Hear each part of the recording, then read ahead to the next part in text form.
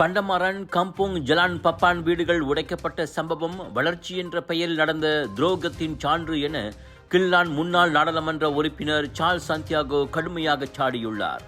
3 தலைமுறைகளாக அந்த அரசாங்க தரிசு நிலத்தில் வாழ்ந்து வரும் மக்களுக்கு நிலம் விற்கப்பட்டதும் வாங்கும் சக்திக்கு உட்பட்ட வீடுகள் கட்டித்தரப்படும் என வாக்குறுதி அளிக்கப்பட்டிருந்தது. ஆனால் அந்த நிலம் தனியார் மேம்பாட்டாளருக்கு விற்கப்பட்டு இன்று 30க்கும் மேற்பட்ட வீடுகள் இடிக்கப்பட்டுள்ளன. இது பக்கத்தன் ஹரப்பான் மாநில அரசின் வாக்குறுதிகள் காற்றில் பறக்கவிடப்பட்டிருப்பதை காட்டுகிறது. புறம்போக்கு குடியிருப்பாளர்கள் என சித்தரித்து இப்படி மக்களின் வாழ்வை சட்டப்பூர்வமாக அழிப்பதானது அவமானதாக அமைந்துவிடும் என சார்ல்ஸ் கவலை தெரிவித்தார்.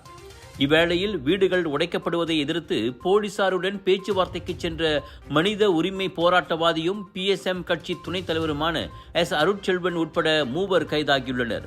மக்கள் வாழும் உரிமையை காக்கும் போராளிகள் கைது செய்யப்படுகிறார்கள், ஆனால் வாக்குறுதியை மீறியவர்கள் சுதந்திரமாக இருக்கிறார்கள் என தனது எக்ஸ் தளத்தில் சார்ல்ஸ் கொந்தளித்தார்.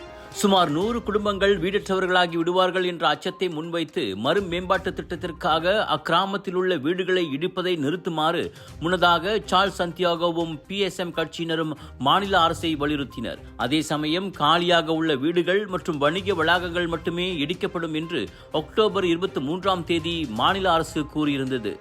ஆனால் திடீரென அக்டோபர் 27ஆம் தேதி குடியிருப்பாளர்கள் தங்கள் வீடுகளை காலி செய்யுமாறு புதிய அறிவிப்பை பெற்றனர். இதையடுத்து அதில் தலையிட்டு வீடுகள் இடிக்கப்படுவதை நிறுத்துமாறு மந்திரி பசார் டாக்டர் ஸ்ரீ அமீருddin ஷாரியிடம் அவர்கள் முறையிட்டனர்.